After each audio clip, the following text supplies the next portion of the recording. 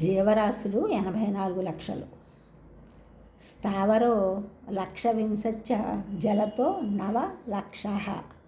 క్రిమిణం రుద్రసంఖ్యా చ 4,00,000 మానుషః. 30,00,000 గవానాంచ పక్షిణాం 10,00,000. వృక్షములు మొదలగునవి స్థావరములు అనగా కదలనివి 20 లక్షల రకములు.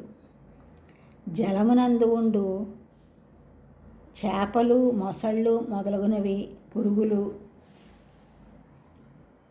11 లక్షలు. మనుష్యజాతి భేదములు 4 లక్షలు.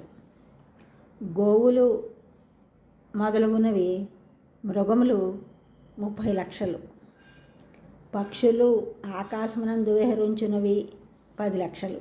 వెరసి 84 లక్షలు.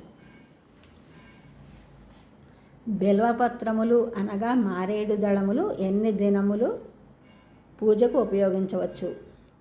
పంకజం పంచరాత్రంతు దశరాత్రంతు బిల్వకం తులస్యేకాదశం స్యాచ్ఛ పునః సంప్రోక్ష్య పూజయేత్.